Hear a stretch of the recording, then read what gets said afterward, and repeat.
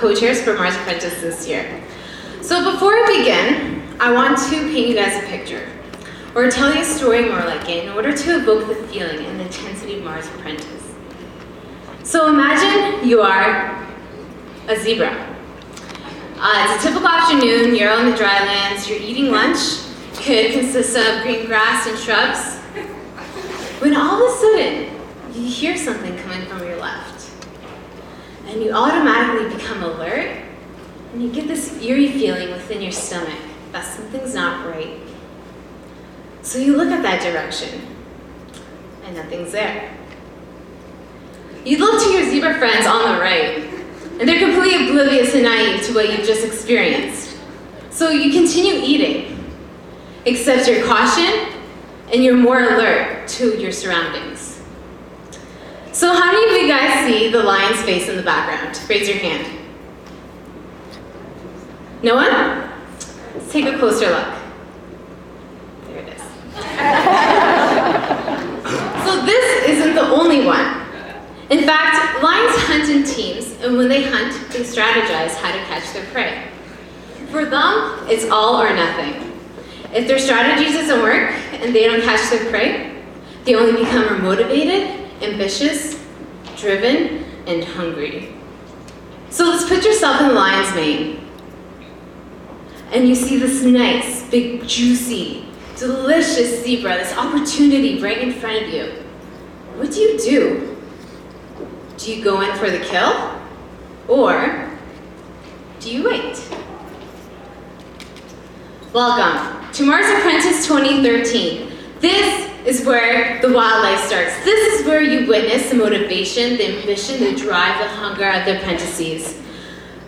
Incredibly, the lifestyle of Mars Apprentice and the wildlife is very similar. There's an intensity of competition and also solving real-world problems. There's a unity of a team working together in order for survival. And there's also the room for growth, potential, opportunity, and risk. So Mars Apprentice strives to create multiple points of interaction with industries and build the future of DeGroote as a breeding ground for the best marketing minds. So we do this through experiential marketing, Mars Apprentice, and also recognizing the outstanding students and, influencing and inspiring the other students in order to strive for excellence. So in just the past 8 short years, Mars Apprentice has been able to accomplish so much. We've executed we presented 66 unique solutions, in which some of them have actually been executed in real life with tremendous success. And they've been offered 41 internships to the students, in which some of these internships has been made into full-time offers. So just to give you some perspective on how Mars Apprentice has really opened up opportunities for the students, Megan Merkler was in Mars Apprentice a few years ago. And she became an intern at Maple Leaf through the Mars Apprentice program. And now she's a successful marketing manager at PepsiCo. Another example is Brad Worthman. He competed in 2005, and he was a very passionate, driven man who loves sports. And he ended up getting an internship at the Hamilton Ticats, who was a boardroom sponsor at that time. And now he's working for the Cincinnati Bearcats down at the States. So it's obvious that Mars Apprentice opens up so many opportunities for the students, but this couldn't have been made without our sponsors. So right now, I'd love to take a moment to acknowledge our sponsors this year. So PepsiCo, clap.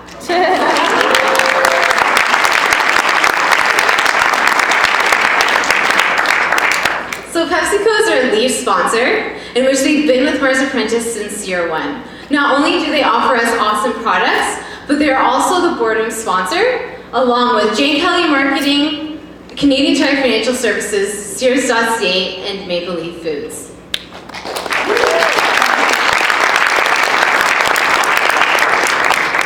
As resource sponsors, we have Epiphany coaches who have been working with Mars Apprentice for a very long time, in which they coach the teams and lead them in the right direction and help with team dynamic. We have Xerox, who helps us with the printing material. We have Tech Systems, who aided us in the recruiting process.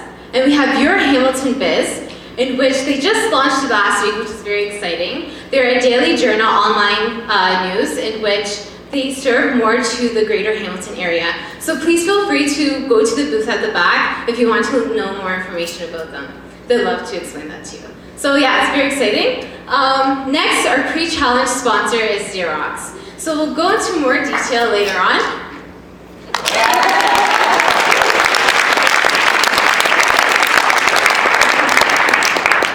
So we'll go into more detail later on, but the main idea of their challenge was create a marketing campaign in order to attract the best sales talent out there. So now for our keynote speaker. He's been part of Mars Apprentice for the past 7 to 8 years, and he's been able to experience and witness all the events and teams that have been happening. Ironically, his speech today is about fear, which is something that's experienced in the wild every single day. So please help me give a nice warm welcome to Simon.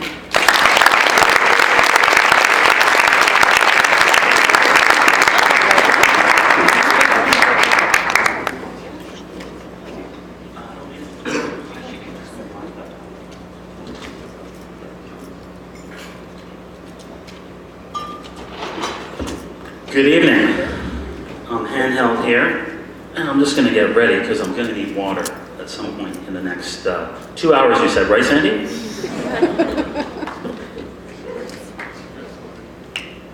So,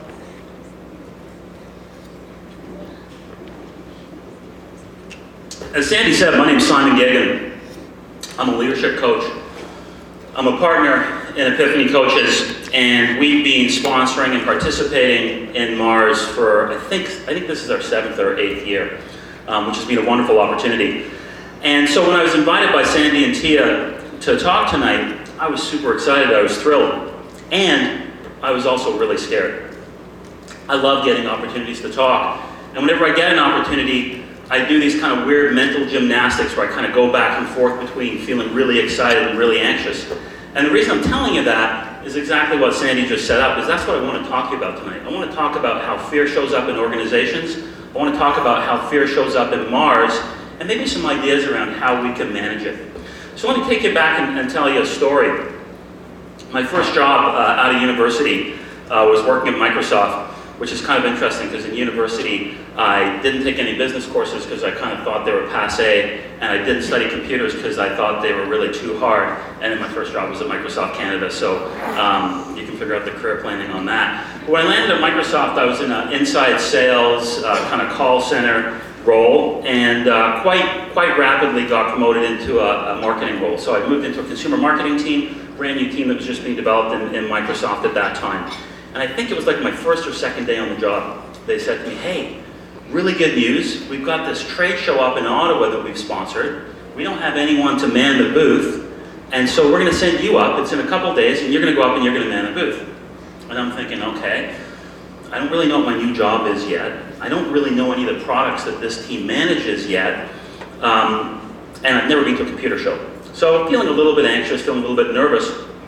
And then they say, hey, but here's the really good news. Because Microsoft's the lead sponsor, we get a presentation slot in the big theater, and you're going to get to make a presentation to the group. And I'm like, okay. And how big is the presentation theater? And they're like, oh, it's about 500 people. So at this point, I am terrified, like absolutely terrified. I've never talked to a group anywhere near that size in my life. I don't really know the content, and I think this talk is like 48 hours ahead of me. And so I really was terrified. I went home, and I can tell you, quite honestly, I lost sleep. I think for the next 2 days, I literally didn't sleep, being anxious about my performance. Now, the interesting thing about this, if we fast forward, that's almost 20 years ago. 20 years later, I've got to tell you, I don't really remember how the presentation was. I think I kind of fake my way through a 45-minute talk. Kind of like the way I am tonight. No, it's different. Fake my way through a talk and think I did an okay job. But almost 20 years later, I can remember that fear. I can remember the emotion like it was yesterday and the anxiety that I went through as I was preparing for that performance. But the interesting thing is that I didn't tell anyone about it. When I look back on it, I didn't talk to my boss and say, hey, this is way out of my comfort zone, I'm a little bit freaked out, can you help me out? I didn't talk to any of my peers and get their input. And I think this is what is most common in organizations, is fear is in the organization every day, but usually we don't talk about it. I can tell you as a leadership coach, getting to work with leaders around the world, I think fear is actually the #1 topic that I hear in coaching sessions. They don't often call it fear, but they'll say, hey, I got a confidence issue in the boardroom, or I'm not sure my team is aligned behind me, I'm a little bit concerned about it. And so it comes up again and again. And so, you walk into any boardroom, you walk into any presentation theater, you walk into a meeting room, and I guarantee you somewhere in there is fear. So if I'm right in that assessment and fear is so prevalent, how come we don't talk more about it in organizations? And I think there's at least a couple reasons that play into this. The first reason, I think, is often when we're feeling this way, we think we're the only person who's feeling this way. We think we're the only person in the room who's experiencing fear or who's experiencing anxiety. And so the last thing we want to do is further isolate ourselves and share that fear or anxiety with other people, so we just kind of shut it down. And I think the other reason, and this really goes back to my story in Ottawa almost 20 years ago, is most of the time I think we ignore it. You know what? If I just ignore the way I'm feeling, maybe it'll go away, maybe it won't impact my performance, and I'll still be able to pull this off and it won't freak me out too much. So, hey, if I talk about it, maybe it'll go away. And while that's not a bad strategy, I think it's what we most often do, and you know what, lots of times it works out well. I think it did at this computer show. I think there are some other strategies, I think there are some other approaches that we can take, and that's what I want to share with you tonight. Before I do that, I want to share some quotes. So, in preparation for my talk tonight, I reached out to a number of Mars alumni, and I asked them some questions about how fear showed up for them in Mars and how they dealt with it. And so what I want to share with you right now, I've got about 8 or 10 quotes here that I'll share with you as to what were Mars apprentices afraid of? What were the alumni afraid of when they were in the program? So these are actual verbatims, okay? So here's the first one. Fear for me appeared early on in feeling uncomfortable to disagree with my team and trust in my own ideas. As a third year, I felt I had less to offer, and it took me time to find my confidence and not be intimidated.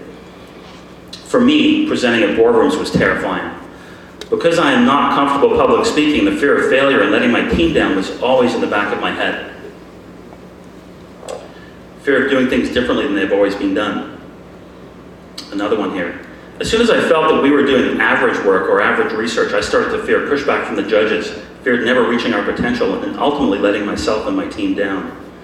Fear in losing to the other team. The possibility of having a weak presentation. Fear of losing control. That's a big one in this competition. You go from being a leader in all of your group projects to one of 6 leaders all fighting for control. That was frightening, trusting someone else with things that you would normally have to do yourself. Sometimes our team would be afraid of being different and unique. My family would sometimes try too hard to please the judges instead of taking a risk that would have provided them the best solution. Basically, we would prefer to stay mainstream and in the middle instead of risking an absolute idea. So these are some of the things that come up in this program. I can tell you that all of those Mars apprentices did a wonderful job confronting their fears and performing in the face of their fears. And one of the apprentices who's here tonight, one of the alumni, Ben Desclouds from 2011, I believe, in his feedback to my kind of informal survey, he gave a great quote, which I think kind of encapsulates this talk tonight. Fear. It can ruin you in Mars, or it can be your strongest weapon if you use it to fuel your passion.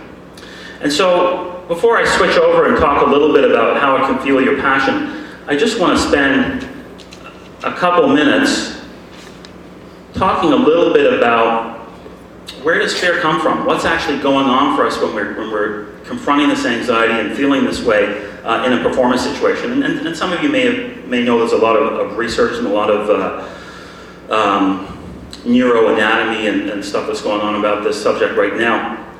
And so where fear actually lives is in a part of our brain called the amygdala. The amygdala is in our limbic system, which is also called our lizard brain, right down in the base of our brain. It's actually the first part of our brains that evolved after our brainstem. So it's the oldest part of our brain. And so, just exactly like the savannah that Sandy was showing us, when we had to survive, hunter-gatherer mode, it was a really good tool set because it could identify a threat, it could identify that lion really quickly, and it could push us into action very quickly, and it was a really critical thing for our survival, obviously. Now, obviously, fast forward to a point where our culture has evolved in many ways, and I'd suggest that for most of us now, the most dangerous thing we do on any given day is probably our daily commute. And although that's the case for most of us, we still have the same wiring. Our brains are actually wired the same way they were 10,000 years ago. But instead of being triggered by predators or competitors or famine, now that fear mechanism gets triggered by deadlines, budgets, presentations, sales meetings.